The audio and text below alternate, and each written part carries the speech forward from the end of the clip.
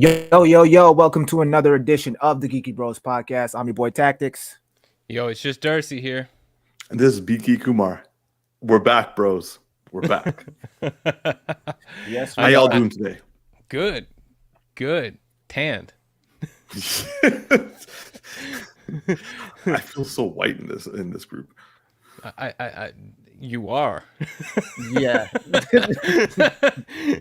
I am probably the darkest one in this group, and I have a lot of cameras on, a lot of lights in my room, so it is lightening me up quite a bit. I for those who don't know, I was gone for a few weeks. I mean, you probably know I was gone, but where I was in Greece and Spain for that period of time, and so Greece is a lot hotter than Spain. Everyone in Spain was like, "Oh, it's so hot here." I'm like, "Man, you." They kept trying to tell me they're like, "Oh, it's just as hot as Greece." I'm like, "Nah, no, it's not as hot as Greece, bro. Greece is hot."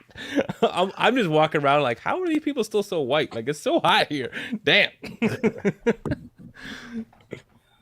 I've been to Greece, and yes, it is scorching. I haven't been to Spain yet. I've been looking forward to, but like, it's good to know. I actually expected. No, Spain is more south than Greece.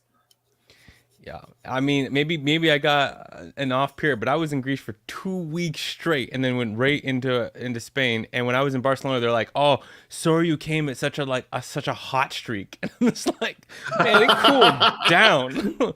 Like, to put it in perspective, we were at Mykonos one day, and it was a super hot day. This is in Greece, and we were out having like food at 2:00 in the morning, because it's like when you're in Greece, everything starts at like 9:00 at night, right? And it's 2:00 in the morning, and I looked down at my watch. I'm like, it is 22 degrees right now at 2:00 in the morning. This is the coldest temperature I got. Most of the time it was like 35 degrees in the day and 22 degrees at night. I come back to Canada, Lord. I can't even find 22 degrees half the time. Oh, sorry, did I say 22? I meant to say 29. It was 29 at night, not 22. It's 29 at night, 35 in the day. That's what I was thinking. Yeah. Yeah, Umar's like, yeah, 29 at night, not 22. Yo, please tell me your AC was like cranked. Oh yeah, no, I had a thing set up where I would basically crank the AC in the room and then come back and then we chill. Except for one place where they had a card that turns off the power, and so when you took the card out, you turned the power off when you left. And I was like, thanks, guys. Well, we're happy to have you back, brother. Like, we kept the light on as long as we could, but man, you back, and the boys are back in town. Yeah. So did you watch anything good? Y'all are making me jealous, man. Both y'all went on vacation. I just went to Casa La Gym. Like, that's it, bro. but like also, man, like, and for those of you who've been like following us for a while, who've also noticed that sometimes Tactics is not able to join, our bro has been studying, and our boy has been passing. There it is. One more to go. And and then you're going to be podcasting all the time. I was waiting for you to say something. That's why I went to school for 2 years, so I could podcast all the time. And yet was podcasting the entire time he was in school. like he's like, I'm not good enough at this. I need to go to school and get better, but I'm gonna keep practicing the whole time. No, I'm putting in that work. All right. Well, nonetheless, we're back, and we are going to jump into our agenda for this week. So, first topic. I was going to say moving on, but I realized we haven't technically moved on to anything. So, first topic is we've been hearing for quite a while now that Zack Snyder has been wanting to make his own cinematic universe completely independent from anything. This mostly has to do with the fact that Zack Snyder, after being done with DCEU or whatever, was like, he went to Lucasfilms and was like, yo, I got an idea for a Star Wars film. And they're like, nah, you're not doing our property like that. And he's like, fine, fuck y'all. I'm going to go to Netflix and do my own thing. Well, a couple years later, here we are. So basically this, it's called an space opera Zack Snyder's space opera, which he has also co-written, is going to be the first part. So, Tactics, this is a two-parter, just so you know. Seems to be an ongoing trend lately. I was just going to say, yes. But the first part is coming out in December of this year, and part 2 is going to come out in April of next year. So the trailer for I'm assuming the first part dropped early this week, and we're going to talk about it. We're going to see what everyone thought. So, T, did you watch the trailer? I did. I'm all caught up on everything. I've been burned before where I go to you and you're like, I'm watching it right now. So what did you think of the trailer for Rebel Moon? So it looks interesting, and I commend Zack Snyder for actually taking matters into his own hands and creating his own property when getting rejected. That's usually the best way to go, as opposed to taking no for an answer. So I applaud him on that. It looks cool. You can tell there's a lot of Star Wars influence in there. My only concern is that, Zack Snyder's visuals aren't ever an issue in regards to his movies. It's always the storytelling and the narrative of what he's creating. And a lot of his stuff has been hit or miss. I think the only thing let me take a step back. I've enjoyed some of his stuff, but I agree they're not like top tier. I can agree that the story isn't all the way there when it comes to that of like Man of Steel, or any of the other like stuff that he's done. Sucker Punch, terrible. 300 was solid. I liked 300, but I'm hoping that he can knock this out of the park. There's a lot of interesting material there. The trailer looks pretty cool, even though it is in space. I'll give it a try. I was waiting for that.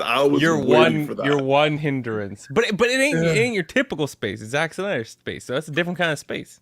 Yeah, like I'm always like I'm curious to see what he does with it, because when I hear Star Wars, but it's not Star Wars, it's something kind of like different. It's like a deviation where like he doesn't have to follow a particular like story arc, or he doesn't have to have anything connected to anything else. It's an original story. It's piqued my interest. So yeah, I'll tune in and I'll check this out. There's a lot of really dope actors in here, and the girl, I forget her name, but I've been following her for a while before she even got into acting, because she's actually a break dancer. And so Sophia Boutella? Yeah, so she did like a Nike commercial thing. It was like her first big break or whatever, and then she did a bunch of other stuff like in the dance community, and then she kind of branched off and now she's into the acting thing. Like she was in when they tried to reboot the monster franchise with The Mummy. She was in that as well with Tom Cruise. Yeah. She was the mummy. She was the mummy, yeah. So yeah, it's good to see her in this, and she's, in terms of action and like her like flexibility, like she's capable of a lot. So it'd be cool to see what she can do in this. And yeah, I'm excited. I'm up for it. Yeah. All right. Cool. Dars. Yeah. I've gotten more and more excited about this film as I've learned more and more about this film. So one, circling back to an earlier statement, Umar, you said about Disney rejecting them. One of the main reasons Disney rejected this film, or Zack Snyder in Star Wars, is because he wanted to go rated R, and he wanted to like separate things from the Jedi. Your video is so delayed that I'm like, I'm like, you're just laughing out of nowhere from me right now. I don't know what you reacted to. I'm laughing at the fact that like he wanted to make a rated R Star Wars film. I mean, but why not? Here's the thing. I like the idea. I just know Disney would never do it. Like, no, that's why I'm laughing. Like, I like the idea too, but like, can you imagine going to Lucasfilms and Disney? It's like, yo, I want to make this rated R. I want some Jedi to start fucking up some people and cutting their balls off. It's like, what? Okay, well, okay, Umar, you cut out and you just came back at cutting people's balls off. At this point, you need to be very careful what you say because everything you say is about to be out of context. all I was saying, are you guys hearing me properly? At the moment.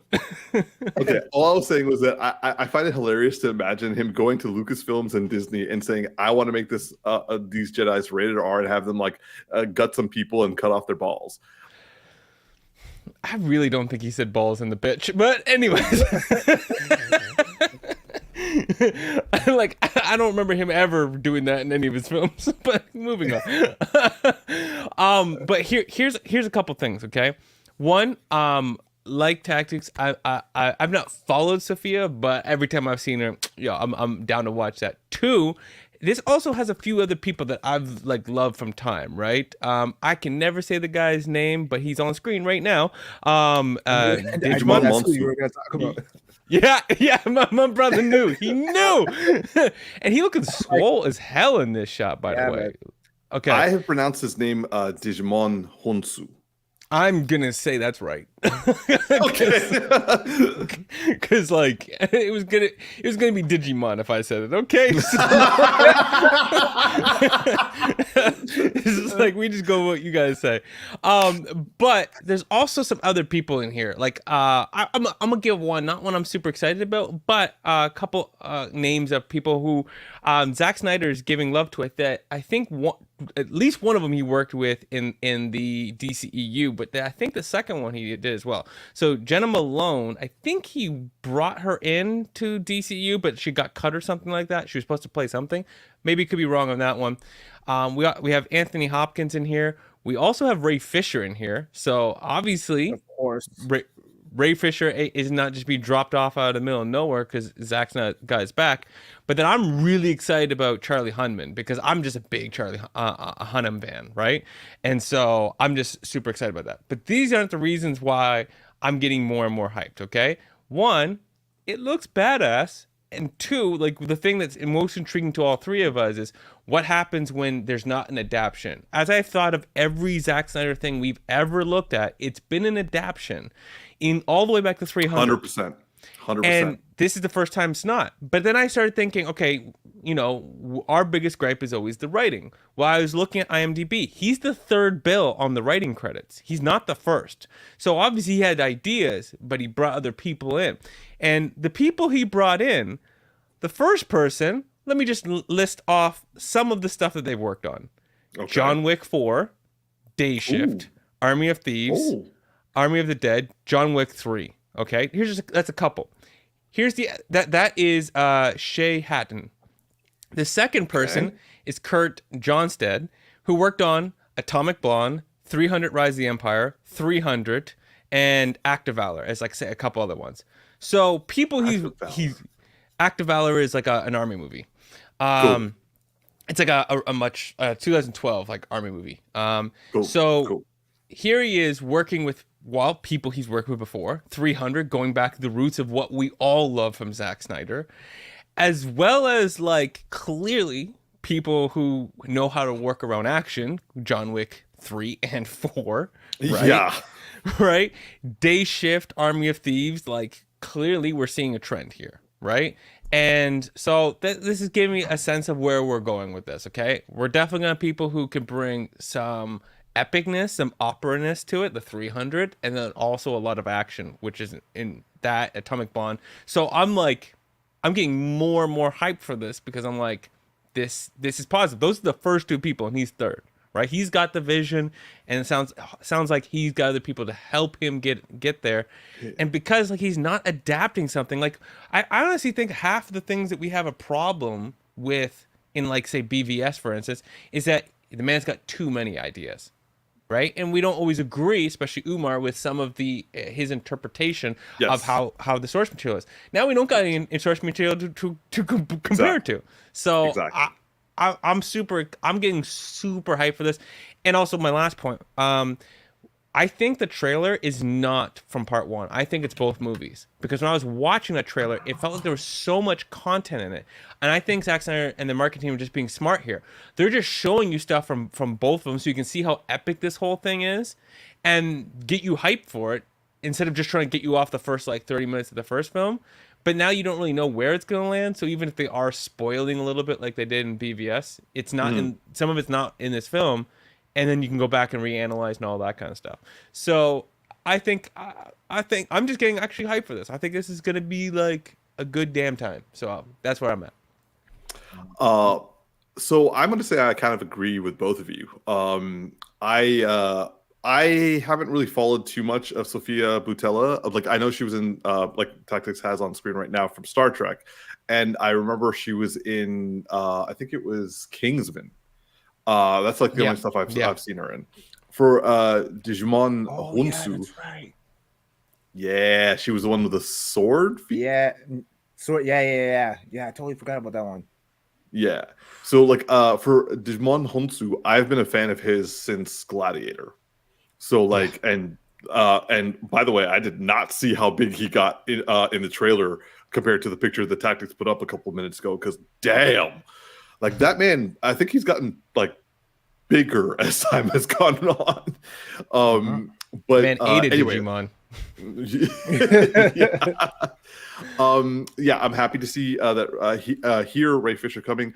The Jenna Malone thing, I didn't know she was in the movie, but you're right. She was supposed to be in. She was supposed to be Carrie Kelly for like the Robin.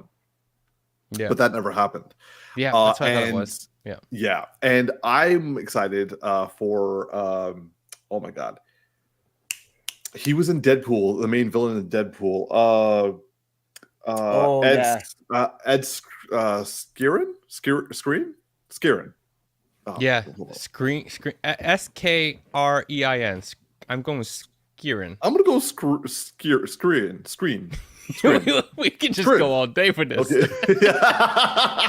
Nonetheless, I'm excited for that guy. I like him, and I respected him a lot because he granted the movie sucked anyway, but like he pulled out of portraying the main villain in Hellboy, the revamped Hellboy with the guy from Stranger Things, because he found out that the character was like a different race than he was, and he didn't want to be like part of like white appropriation, because it was like I think it was, I can't remember what character what nationality it was, but he was like, I don't want to play another nationality and like whitewash it. And so they hired someone from that nationality, and so ever since then I've gained like respect for him, because I do think he's a good actor, but it was good that like it was nice to know that like he had a true respect for the craft. So the fact that he's in this, and okay, we all know that I can be overly critical of Zack Snyder's style when it comes to DCU, 100%. But I do want to point out the fact that of late, I would say that I think he's a cool guy, like a nice guy, and also I respect him as a filmmaker, because the mere fact that he ran like his vision is what bothers me. His performance as a director does not, because people like Ray Fisher, who was blabbing about literally everybody he could like call out, never once brought up Zack Snyder. And when no one talks about Ray Fisher or like hiring Ray Fisher or anything like that, Zack Snyder puts him front and center. Same thing with like a few other people, and just like with Ed Skrein. So like with me, I kind of like the fact that Zack Snyder doesn't care about that shit. He's like, look, I have a vision in my head, and like Tactics says, no one really has a problem with his visuals. Like, and also I will go so far as to say that I have no problems with his aesthetic, because I think it was Darcy who was talking about Zack Snyder's feel and aesthetic that he brings forward, especially to like Superman, Man of Steel, Batman, all that sort of stuff. I'm not going to go against his aesthetic either. It's just, for me, his adaptions bothered me. So I too am very interested to see what his independent original story that he apparently is having people backing him up with. I remember you were the one who told me about his zombie movie with Dave Bautista. Did he write that, or was that like he was taking someone else's? There's adaptation. That's a good question. Yeah, I'm not sure. Darcy said it's an adaptation, so It was an there's your adaptation. answer. Okay. Sorry, I didn't mean to like interrupt there, but yeah, no, it's definitely an adaptation. I forget, like it was some small comic run, but I just remember hearing that when it came up. Okay. So yeah, then this will be his original. So to be honest, I am genuinely interested to see what an independent story from Zack Snyder is. And I'm going to granted, I'm a critical individual, so fine, but I'm not going to be coming at him with personal bias or frustration. This will be like, do I like this story? Yes or no, and go from there. Yeah, one thing I also think is going to happen is that this is probably going to be Netflix's most successful, unless the first movie like fails in some dramatic way, which I just don't see how it's going to happen. It's going to be its most successful endeavor because he clearly had the meeting to get the funding right off of the heels of Netflix. Will you save the DCEU, like Zack Snyder's DCEU? Like he probably just went in off the heels of that conversation. Like, look, I clearly have an audience. like I clearly have people who will fight to the nail, like to the teeth, everything to get Warner Brothers to finish a film. What will they do if I have a brand new one that's all my own? Right? Yeah, I will say all he has to say is, hey guys, did you hear about the argument about the Snyder cut versus the Joss Whedon cut? Yeah, trust me, I got people who will sign up to watch this. Oh yeah, and they will, because they'll put money in Netflix's hands at least until the series is done, just to make sure that he's successful. So yeah. All right. Just quickly, just run down. The premise for Rebel Moon, for those of you who don't know, who haven't seen the trailer, is in a universe controlled by the corrupt government of the Mother World, the moon of Velt is threatened by the forces of the Imperium, the army of Mother World controlled by Regent Balisarius. Cora, a former member of the Imperium who seeks redemption for her past in the leadership of the oppressive government, tasks herself to recruit warriors from across the galaxy to make a stand against the Mother World's forces before the return of the planet. Yeah, just by reading that, I am seeing a whole bunch of Star Wars thrown at me. So I'm not cool.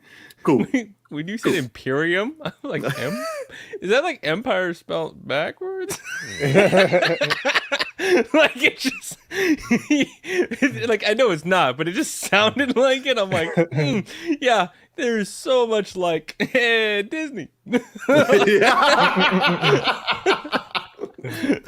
Disney Plus.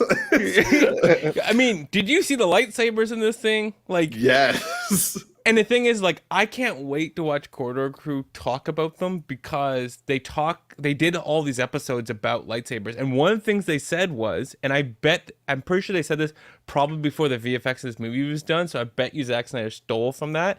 They said these things are supposed to be the burning of Thousand Suns. Fire should be coming off of them, but that's we have to suspend disbelief. So literally he just brings them in with fire coming off, and I'm like, yeah, that's genius. And just how it would physically work. So visually he pays attention, which is good.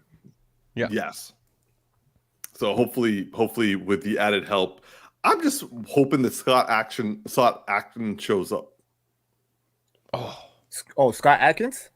Yeah, I messed up his name big time. I said Scott Actions, but which, you know what? It's the I best tried to fix it. compliment It didn't work. I tried to fix it. It wouldn't work. But yeah, I would like to see him go lightsaber duel style. Oh, absolutely. Yeah, that'd be crazy. Yeah. All right. Moving on to our next trailer, which was a trailer I had completely forgot was even coming out. Expendables 4. So for all of you who grew up in the 80s and early 90s, let's just say that everyone who was an action star back in those days, plus everyone who was an action star in the early 2000s to mid 2000s, they all came back. with Megan Fox apparently, and they're making another action film, and the fourth one being Expendables. Again, I don't know personally. I don't know why this movie is being made, but who cares? Nonetheless, money. Just money, my man. So the way to kind of counter the issues with the previous films, they thought the best way to kind of like make the film better, which I can't argue with, is to make it rated R. So we gonna get a rated R Expendables 4. So Darce, let's start with you, man. What do you think of this trailer? I gotta make an admittance. I don't think I've ever really watched a full Expendables movie. We're like laughing. I can't fault you for that one. no, and what I mean by that is I think I've watched one, like the first one, and I was sleeping through most of it and woke up at some point. Now I'm not. It's been a long time, so I don't know why I was sleeping. I could just been tired that day. But my partner loves them, right? She loves the Expendable stuff. She just likes the action stuff. And this is the first time when they said rated R that actually made me really interested. Because it makes me, like, there's just so much stuff that happened in the old 80s and 90s and stuff, and the other Expendables, of stuff that's just like, yeah, people will be dead if you did this stuff, right? Like, it's just not believable. And I'm like, now that people are going to be exploding their guts all over the place, that makes it kind of intriguing. And it kind of makes it like, because this whole thing is really a satire of itself, of like, it's very meta to what they used to be. I'm like, it kind of sprinkles in a little Deadpool without being like a Deadpool type thing. You know what I mean? Like, it's just a little bit of sprinkle or something. So that intrigues me enough. The very first thing was before I clicked on the trailer, I was like, I saw the very first frame and I'm like, oh, this is gonna be a CGI puke fest. Like, it's not like the amount of green screen in this is just gonna be like appalling. And then they're like rated R. Like, we listened and you want more of this and rated R, and I was like, you know, I didn't put that in, but I would agree that's exactly what I feel like is missing. So as much as I'm like, not like, oh my God, I can't wait to see this, I'm definitely gonna go watch this in theaters because my partner's gonna want to watch it. You guys are probably gonna want to watch it, and if we can work a 40X and some popcorn, I'm probably gonna be pretty happy. So, yeah. Oh. Yeah, that's where I'm at. D-box at least. 100%. I'm down for that. In regards to the trailer, I'm with you, Umar. I totally forgot that this movie was even coming out. And I was reading in the chat. Darcy said something to the effect of like, anyone 18 and younger is not going to know any of these motherfuckers. They're gonna be like, who are these old motherfuckers? Like, right? So I don't see that really appealing to that demographic, but yeah, this is more so for the old heads who grew up on the Arnolds and the Slies and whoever else and whatnot, and anyone who's a fan of Jason Statham, which is me. I'm a huge fan of Jason Statham. So yeah, I'm interested in it. What I don't understand though is that the big hype around the rated R, because the first one that came out was rated R. So I don't know why they're like, the last one was PG-13. So it's basically just a return back to form. Exactly. Okay. All right. I didn't even know this. Yeah. I remember there being like a lot of bloody shit in the first, and I'm pretty sure in the second one as well with Van Damme. I think both of them were rated. I know for sure the first one was rated R. I don't know. I can't say for sure if the second one was, but pretty sure the first one was rated R. Which makes sense. Yeah. I mean, it would make sense considering that a lot of the old school 80s and 90s movies with a lot of these guys were rated R. Like Predator back in the day was rated R. Rambo was rated R.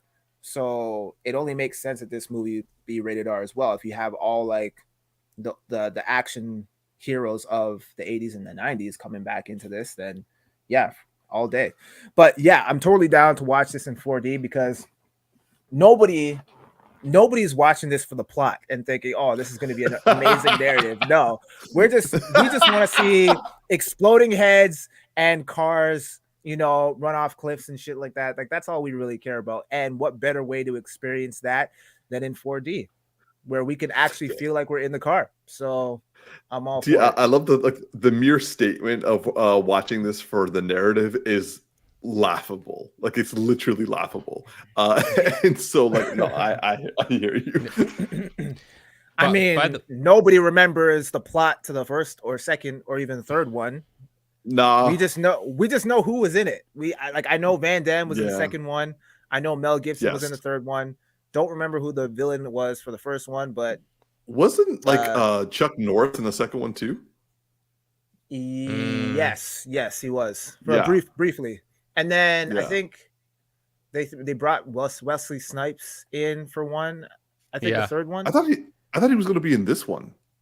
No, well, he might be, but they brought him back in. No, you're right. You're right. It was the third one. You're right. It was the third one. Yeah. So, yeah. Or they have like Megan Fox as well. They also have Tony Jaa and Iko Uwais. So that is interesting. I want to see. Like, because Tony Jaa like fell off, man. He had like such a good stint, like when he first came out with On Bach and the Protector, and I thought he was gonna go far and be like the next Jackie Chan, and then for whatever reason, like he just never really excelled anywhere.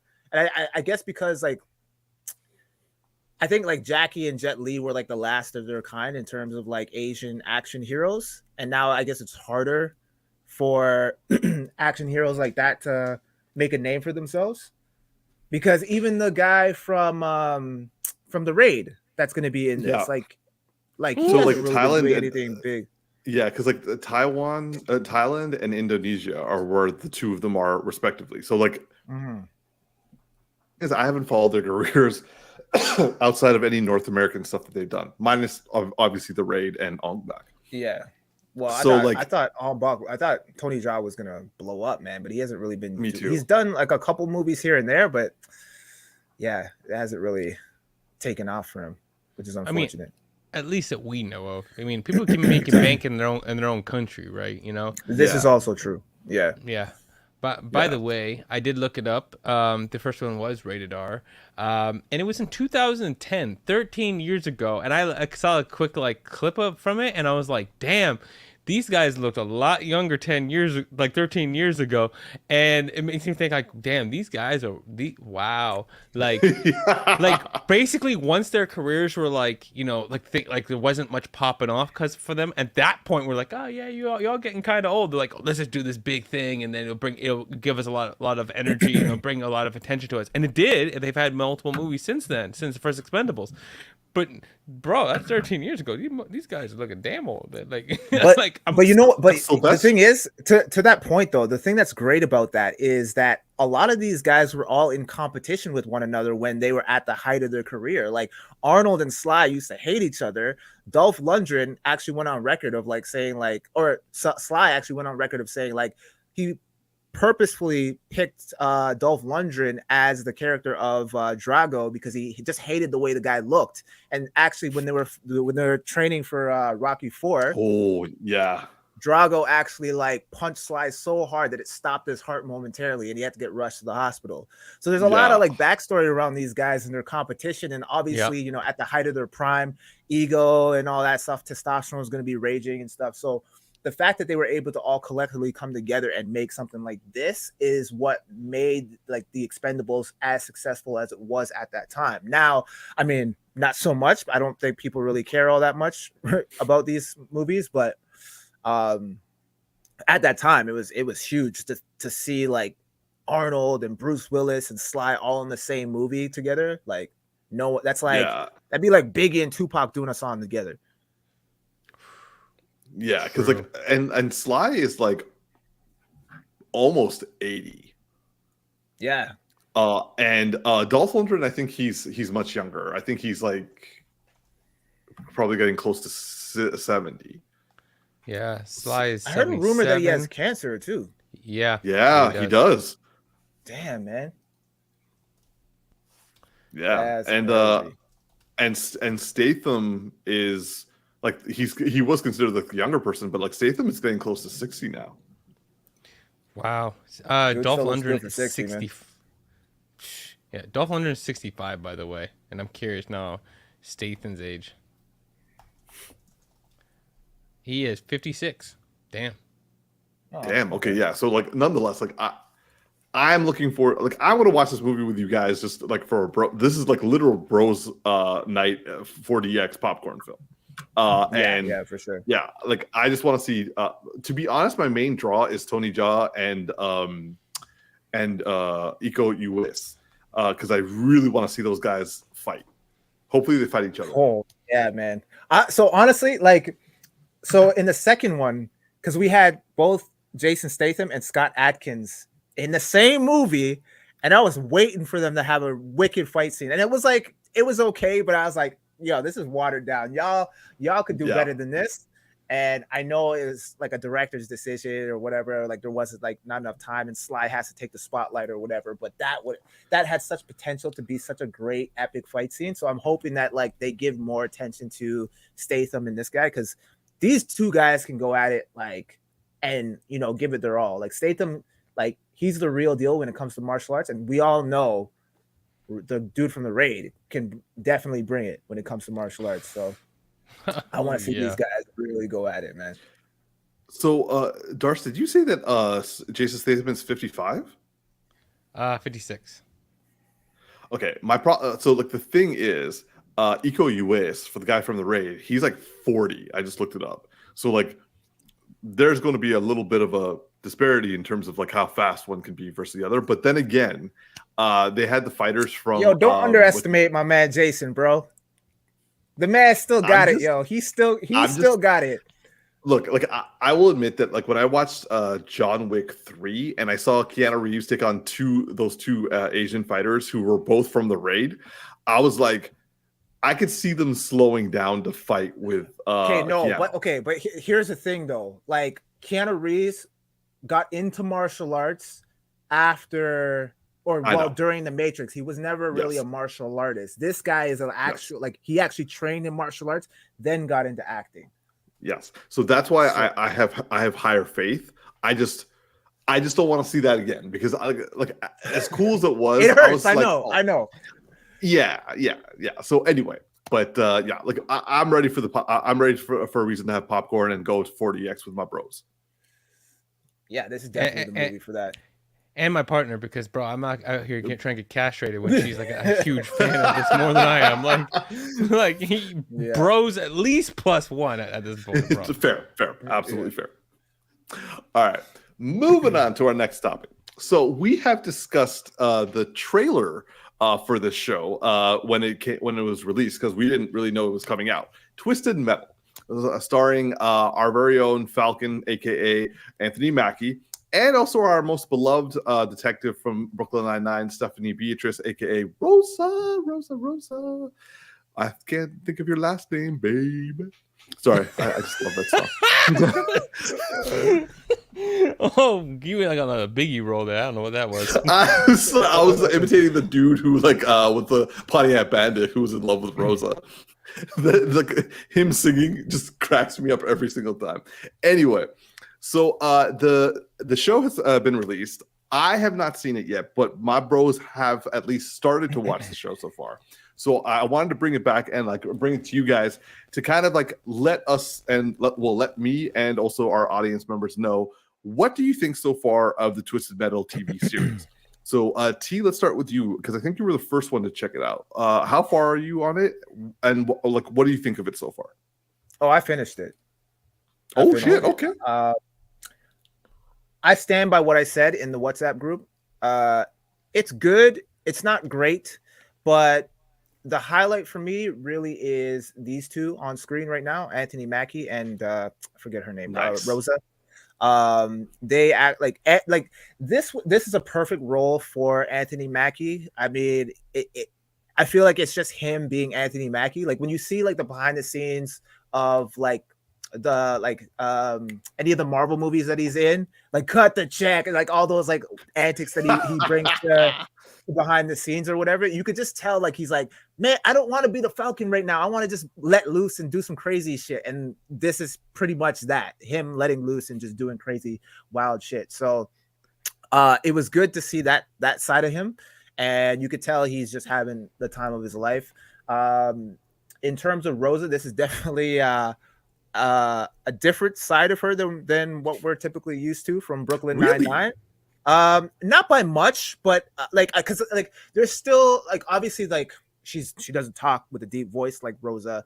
But like, so like, you know, in Brooklyn Nine-Nine, like whatever, like she breaks, not that she breaks character, but she actually tries to be more of like she sounds more like a girly girl, and she puts on the like her actual real voice as a.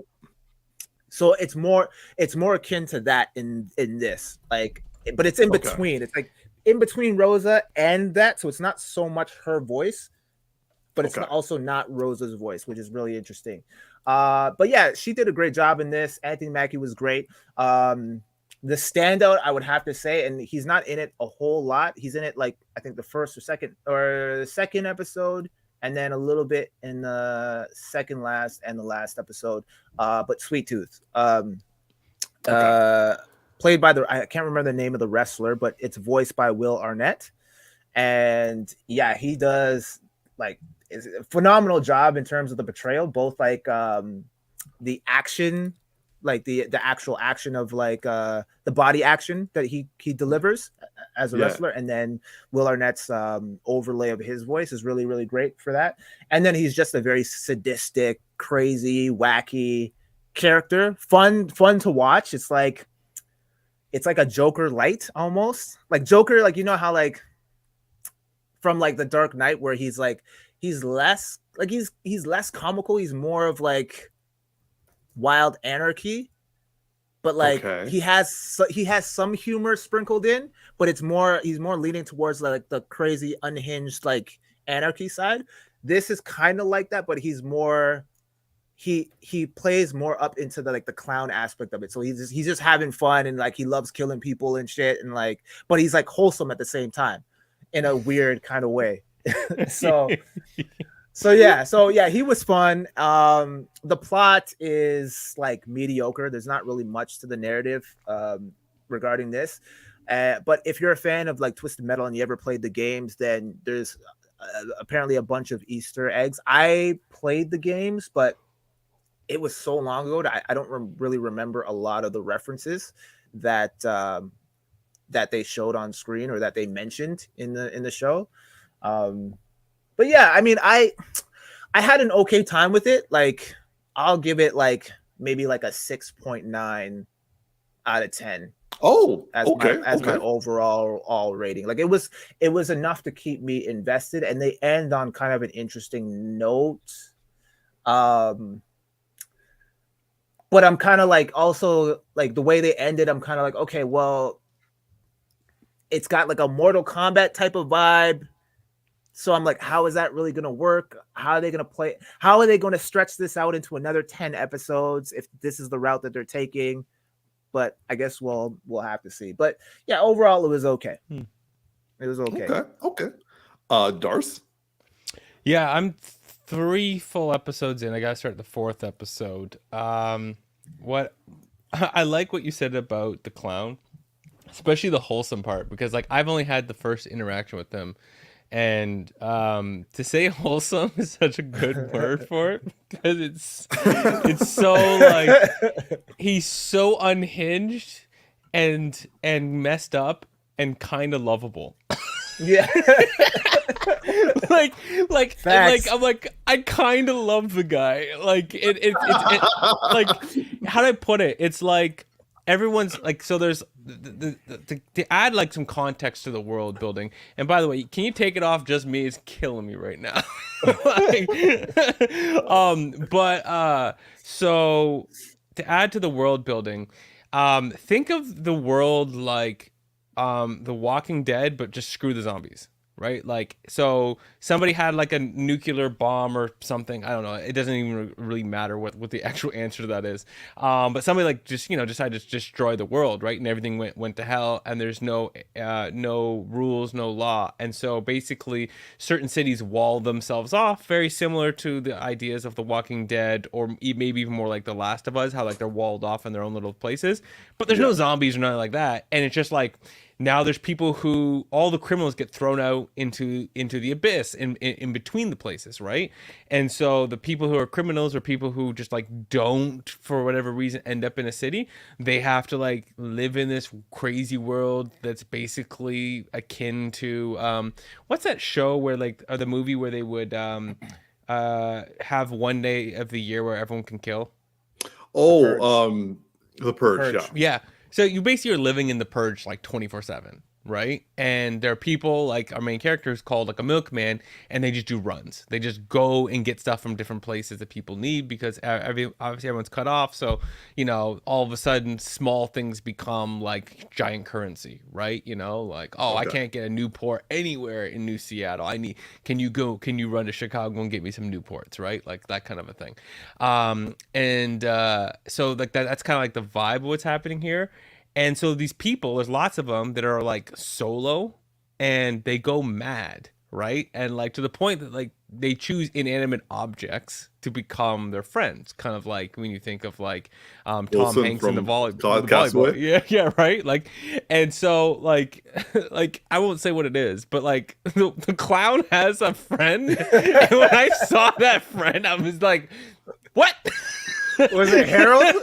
Yeah, I was like, you gotta be kidding me. That's you guys are making me want to watch this. This is cool. I like this. But I love how Anthony Mackie just like completely relates to him in that moment. And I was like, why is this so good? Why is this so stupid at the same time? But to the Rosa part of this, or Stephanie Beatrice, she is playing a perfect halfway between Stephanie and Rosa. That's the best way to think of it. That's fascinating. She's not in Stephanie high pitch all the time, but she does play in it a little bit. But she's not doing Rosa. Even though you would think it's a perfect place for her to do Rosa, I just don't think she wants to just pigeonhole herself into being Rosa for the rest of her life.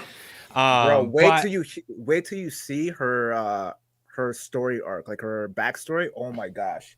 Oh, she can go straight to Stephanie? No, it's horrifying. Like yeah. Oh, okay. I haven't got that far. Rosa. Yeah. But the backstories are also awesome. Like seeing the cops, the police agent or whatever's backstory, where he's like a mall cop. I'm like, what the?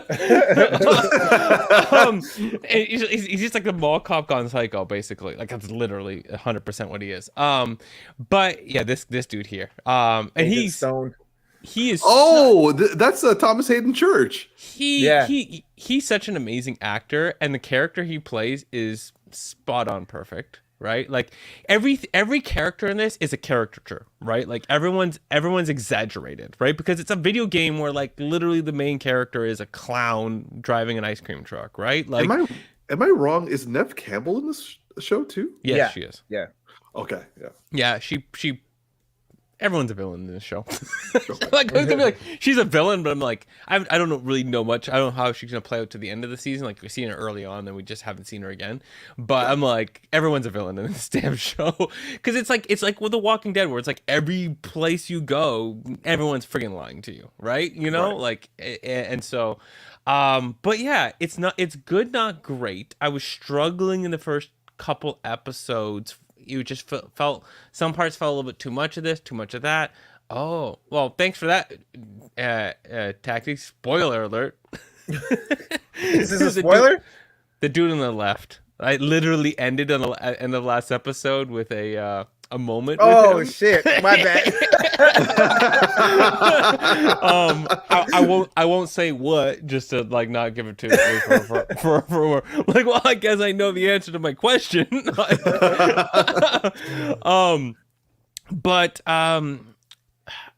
But once Stephanie and Anthony Mackie got together and they were like more consistently together on screen, that's where the show really started to pick up for me. So it definitely, Umar, is a 3-episode requirement. I feel like you're going to struggle the first episode heavily. The second episode is going to warm up a little bit. But once you start getting these two together consistently on screen, it's fun because like Stephanie's the straight man to Anthony's like antics basically. And yeah, it just feels better at that point. So I'm more excited to watch the next episode. I literally decided today, I'm like, am I watching this over lunch or am I watching My Adventures with Superman? But I had like 2 episodes to catch up to 10 and I was like, I might as well just go Superman. I might as well just get that done so I can like stay constant on this for next. So but yeah, I'm enjoying it, and I would say that Andrew's number on this, or Taxi's number on this, I don't know, I just went government for no reason there. But I was like, is Andrew part of the show? I don't know who that is. But the 6.9 feels exactly like the right rating for the first 3 episodes, and I don't see that changing. So yeah.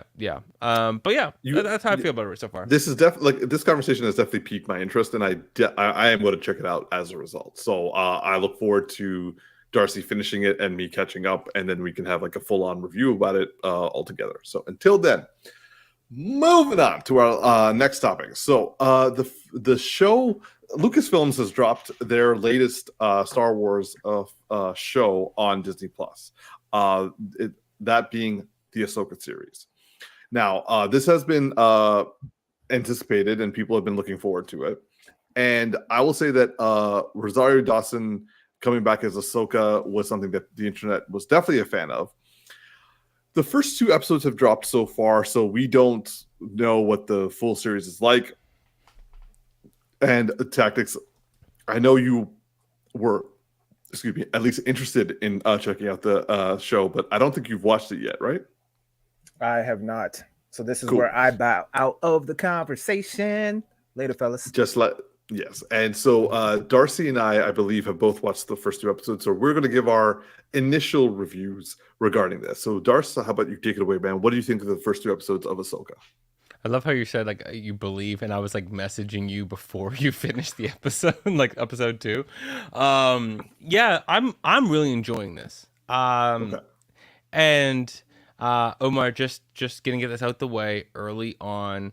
This is not gonna make me go back and watch that one other show that I still haven't watched and can't remember the name of right now.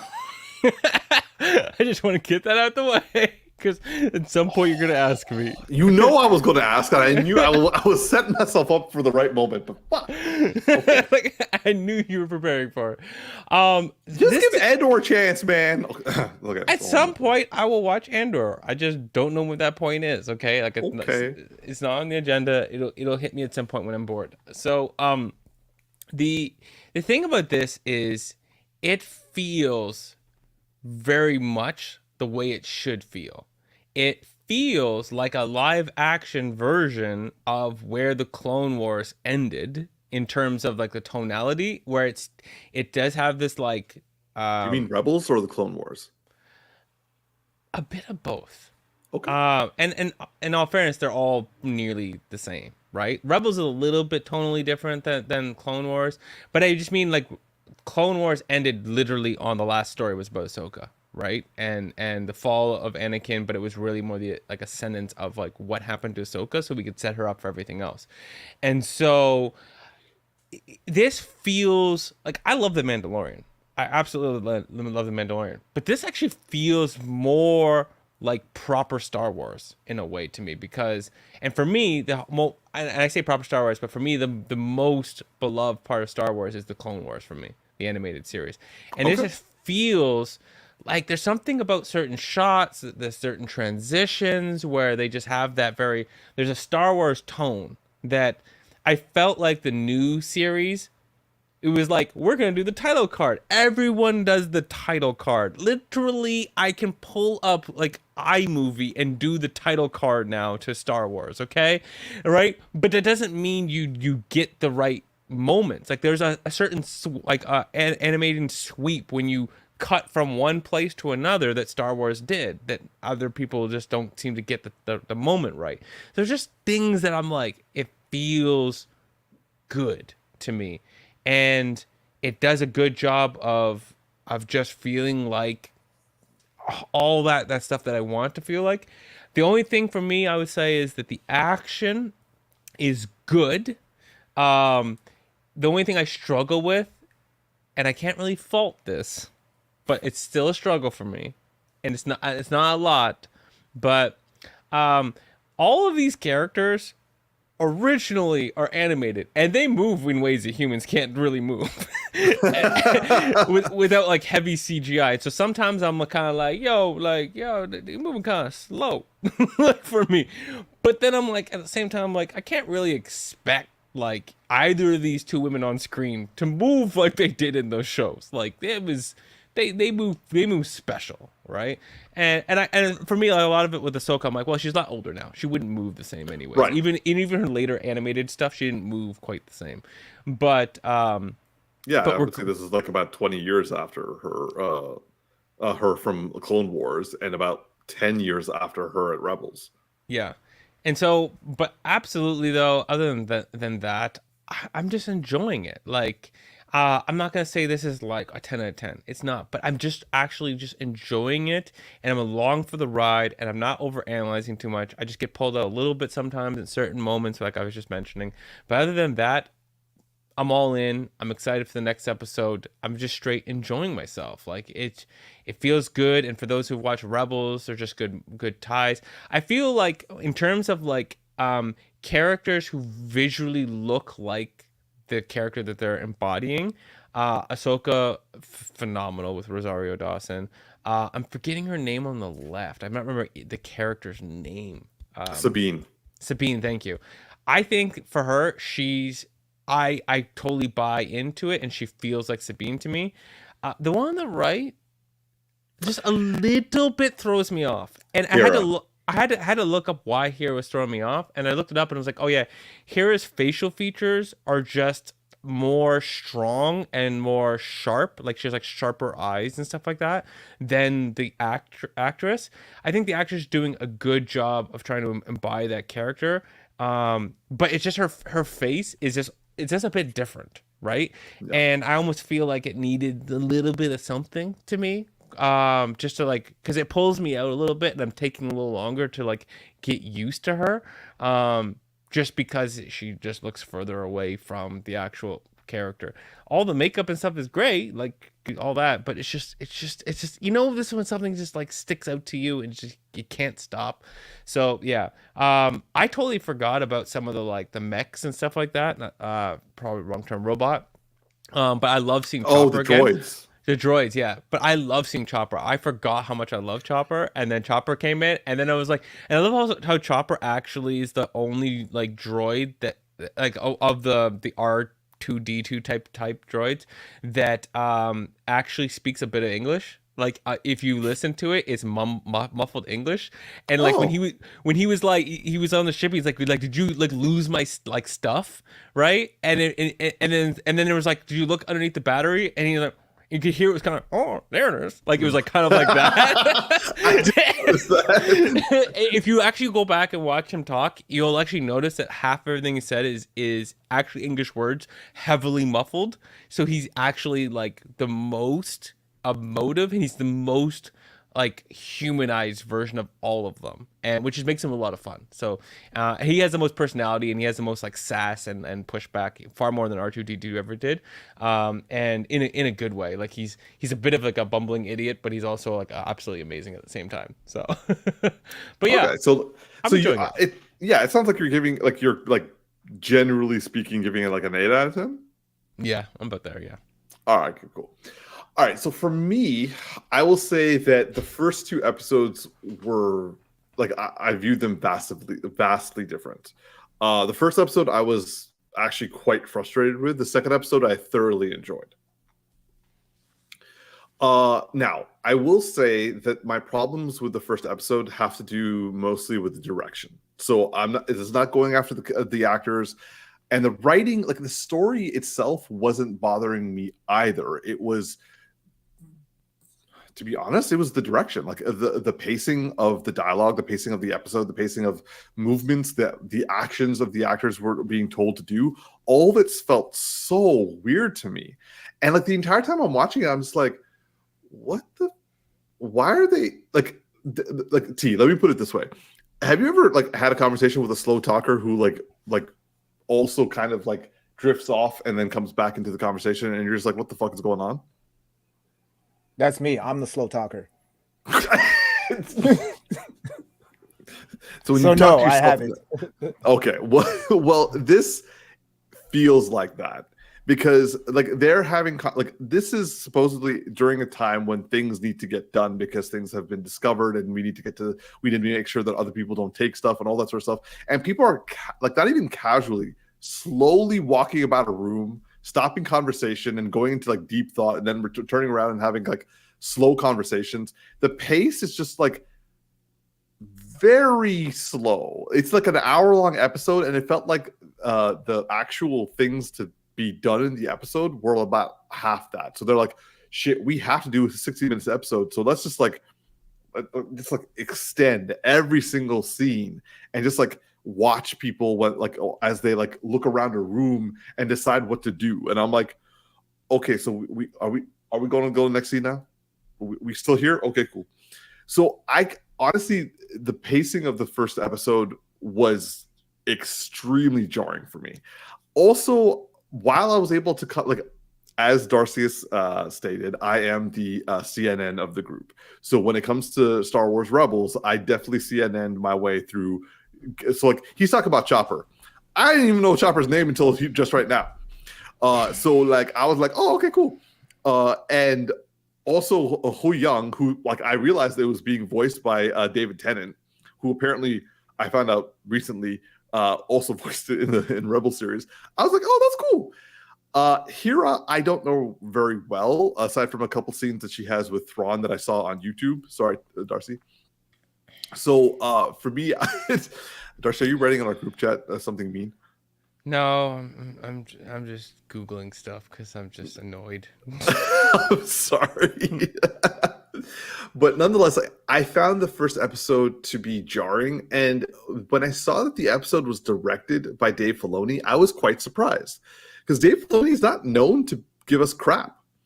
And then I realized it's possible because he is the one who was essentially running Star Wars Rebels. And also, I think, Clone Wars with John Favreau. So for him, he's probably having a hard time directorially to separate it from the art of the animation to the adaptation of the live action. So I'm not a big fan of the first episode, but I'm gonna leave that alone because like my man gave us a lot of good stuff. If he has a difficult time transitioning between live action and animation to live action, that's a hard medium to cross. So I'm not gonna fault him on it. And the opening sequence was cool. The ending lightsaber battle, I was kind of like, I kind of see what you're saying, Darce. Like there was at times I'm like, why are they moving so slowly? And other times I'm like, oh, okay, that's cool. It was, how do I put this? Like the first episode's lightsaber battles felt like the original trilogy's lightsaber battles. And now I'm going to talk about the second episode. The second episode, just talking about the lightsaber battles, those felt like kind of prequel, just after prequel level lightsaber fights. So Rosario Dawson brought it. However, I also agree with what Darcy is saying. I'm used to her flipping around and doing some shit, and she wasn't really flipping around. She was just like, her feet were on the ground. Then again, she's a woman who can't really flip around just as easily, and that's a whole other thing. So I'm not going to knock her for it. I enjoyed the fights and they were cool. Those are cool fights. The pace picked up in the second episode. The characterization started to like actually do things. However, I found that it still was a little unenthused. Like everyone is a good actor. There's no bad actor in this ensemble cast. So the fact that people feel like they're giving a subdued like performance is like, yo, guys, why are you holding these people back? Let them shine. And the second episode kind of started doing that. I said kinda. They haven't taken off yet, but like at least they're off the ground.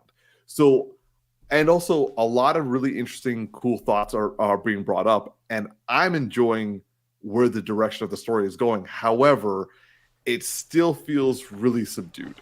So at present, I'm giving this series a 6.5, getting closer to a 7.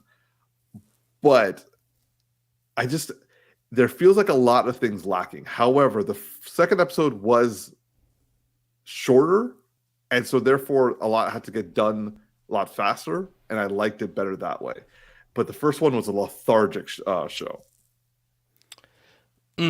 Well, one, I didn't feel that way at all. Cool. And two, CNN out here. Part of the now, I mean, we can make the argument about what I'm going to say that, you know, they shouldn't make series this way. But part of this is also because you didn't watch Rebels, so you don't have the backstory or the emotional weight of like how she took her on to be her apprentice and how they fell apart, right? And so for me, was that in Rebels? Yes. Because, okay, that's interesting because the people I've talked to said that like, so first of all, Star Wars Rebels, not everyone who's a Star Wars fan has watched it, from the people I've spoken to and from people online. Secondly, the people who have watched it were like, wait, Sabine's a Jedi? And I was like, wait, that wasn't in Rebels? They're like, no. I was like, well, maybe I'm forgetting something, but I feel like I saw, because Sabine definitely took on the Darksaber. No, so what it was actually, no, sorry, we didn't see the fallout. Now I'm remembering correctly. They went off to train together, but we didn't actually get to see what happened. So. Oh, okay. It's been a while since I watched it, but I mean, for me, a lot of it was like any moments that were spent potentially long for you were things where I'm like catching up with these characters as a whole. But anyways. I don't know, bro. Me and you never gonna be on the same side. You want me to watch Andor? I thought that shit was boring right out the gate. You out here were like, this shit's boring. I'm like, I'm enjoying it. So we just ain't gonna we ain't gonna be on the same side of this, okay? I'm not saying that the show is boring. I'm saying that the show is slow. That's how I describe all things I like.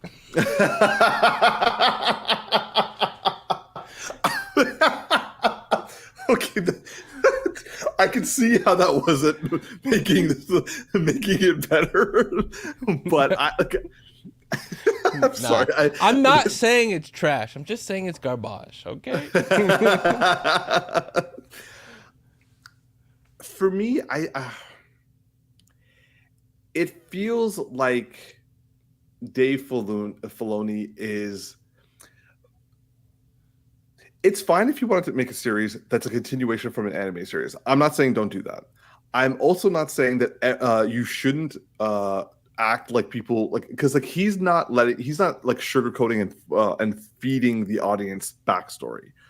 We're having to pick up on relationships based off what we're watching. That like I'm not going against any of that, and also I'm not against slow paced dialogue or slow paced scenes. But this is like really slow. Like for someone like me who actually likes certain films or TV series that take their time and like let things breathe, this is slow for me, and I'm just like. So that's the thing I'm concerned. Like the pacing and the delivery, and also even some of the acting. Like it just feels like there's a poor. Like it feels like a transitional issue from animation to live adaptations. However, compared to the fact that all of us have watched anime adaptations into live action and seen how horrible those have gone, this is not at that level. I am not dissing it to that level. All right, whatever. We'll see how you feel by the end of the series. I'm looking forward to watching where this. I want to see Thrawn, man. Yeah, you don't even know. You haven't watched Rebels. You don't even know who good Thrawn is. You're like, I want to see this character I know nothing about. I watched all the episodes he's in. Honestly, CNN. Like, I just can't with you. I watch only the episodes he's in. Like, yeah. Yo, T, I have to ask, based off our discussion, any interest in watching this? Honestly, you know what I'm most interested in? Changing this conversation to the next topic. Let's hear it, Umar. Let's hear it. So, okay, hold on. So you're not going to watch Ahsoka under any circumstances? Absolutely not. Okay. Let's hear it. Moving on. There it is. All right. So to our final topic of the evening. So I, just out of curiosity, have either of you watched Blue Beetle? No. I literally just got my tickets just now. Really? I did. While y'all were like arguing amongst each other, I was getting my ticket for tonight. So that's why I got to roll at like 7:30. So okay. All right. Well, let's make this a good review, Umar. Don't make me regret my decision. No, like bad news bear Umar coming in. Woo-woo. Okay, so I will give my spoiler-free review, but can we not focus on me? I want to see my bros as I say this. This is camera shy shit today, bro. Like, what's going on here? I would like to see. This is better. Yes, I'm fine with this. Like, I just want to be able to see my bros. This guy is just like, yo, this is some bullshit. I'll just put it on me, man. Damn. I don't like that. I'm actually fine with that. Okay. All right. So my spoiler-free review of Blue Beetle. I saw this when I was in Colombia, and I saw this in their 4DX, which is actually surprisingly pretty. Like I was surprised they had 4DX, but that's my own ignorance, and I apologize to the country. I will say that this movie was fun. I'm going to give it a 6.5. However, not like it's a 6.5. I'm like, oh no, it's a 6.5. In the sense that it was fun. There's a lot of cheese, and let's just say that I have a little bit of what's it called? Well, the joke's over. I was going to say when you can't handle dairy, Lactose intolerance. Yeah, I have lactose intolerance, but I was also able to stomach some of the cheese. Like the big things out of the way. The negatives out of the way first. This movie has possibly the most Saturday morning cartoons from like the 80s villains I have ever seen in a live action adaptation. Like, I'm sitting there, I'm like, Susan Sarandon, there's nothing original about you, and like, you just look like you're just here for a paycheck. So, if like for those who enjoy having a strong villain, sorry, you're not going to get one. However, going back to positive, the main villain who's like a physical main villain, at least they have a really good throwdown. So that's the positive. The action's pretty good in my opinion in this film. Going back to the negative, the dialogue and also certain scenes that play out are silly. No way around that. The movie can be silly. Sometimes too much. Like, there's literal fart humor. But going to the positive side, sometimes they have some like genuinely cute family humor. This, in my opinion, this is a family film, despite some of the things that happen. And there are some illogical situations. Like, for example, people are just randomly able to work some severely complex machinery for no apparent reason. And you're just like, okay, so that is kind of hard to suspend disbelief. It's like, hey, I know how to drive a truck, so I'm going to fly a plane now. And it's like, huh? Anyway, that silliness aside, and also random convenient plot twists, I really like the main actor. He did Jaime Reyes did a good job. I like the suit. It does feel like a little bit money could be put in more to make it look better, but that's not really the people's fault. It's more the studios. The action I enjoyed. The imagination of what the action could be like given the situation was done well. It does feel like an older film, like like the older films that the older superhero films we got before the MCU took off. It's kind of like a perfect child between the two of them. It's like the MCU, and like early MCU, and also old school MCEU, like we used to call it, had a baby, and that's what this is. In my opinion, this is the right direction to be taking things, and I had fun. I see this as a fine first step in the DCEU, and I'm looking forward to seeing more of this. Sorry, you mean the DCU? DCU, sorry. Sorry, I didn't mean to say DCEU. DCU, this direction. So, yeah, I personally, fun film, nothing earth-shattering, nothing especially awesome, but like considering the DCEU track record, this I would say is among the better films for the DCEU. This is nowhere near like Nolan films, though. I don't think anyone was anticipating or expecting that to be the case. Cool. All right, Umar, quick poll. I'm going to ask 3 quick questions, rapid fire. This film or Aquaman, which one's better? Ooh. I'm going to say quick. The same. Umar, why are you out here being as slow as your review on Ahsoka? It was math. I had to do the math on that. I literally said quick. I didn't ask for math. It was a gut reaction. We got 2 more. Tag's got somewhere to be. Like sorry, you can't take all this time. Sorry, okay? I'm sorry. Okay, so you said the same.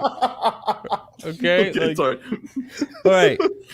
This film or Black Adam? Oh shit, I'm done. Oh, this film. This film or The Flash? This film. Okay, that's all I need to know. Okay. Also, going on what Ron R was saying, are you saying there's a hope for the DCU? And then she corrected DCEU. Ronak, the DCEU is dead. Right now, it's only the DCU coming. Now, this was meant for the DCEU, but it got repurposed for the DCU. I will say that if this was part of the DCEU, this would have been like a nice new trajectory for the DCEU. But since that's dead and we only have the DCU, this is a still nice trajectory, nice start for the DCU. I'm going to adjust Ron's question here. I'm just going by how it's written here. So, since it's been repurposed, yeah, and let's just ignore most of the film, is this a good introduction and serving of the character so that the character can be used in the DCU and just ignoring the rest of the film? Yes. Okay. Thanks. Yeah. Honestly, I was hoping for more, but based off the trailer and based off the things we were worried about, I will say that this turned out as well as I expected, and not nearly as bad as I was worried it would. Okay.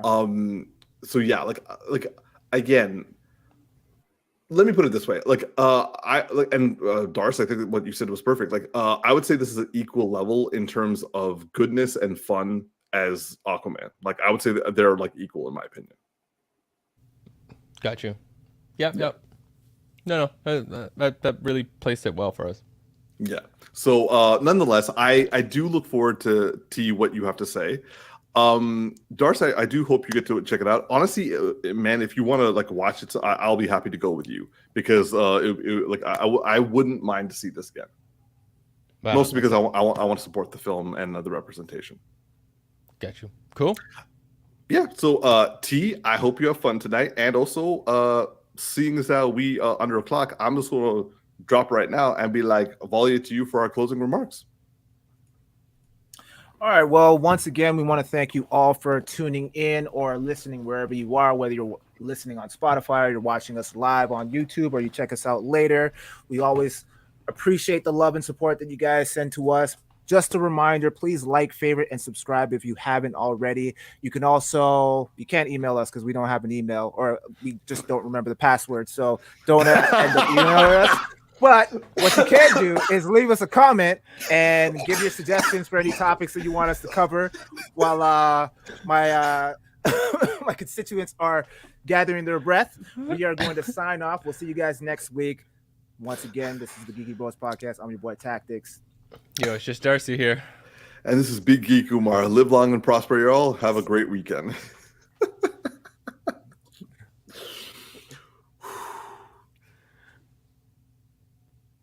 There it is. Oh, Oh, it's a dope shirt. I didn't even see that.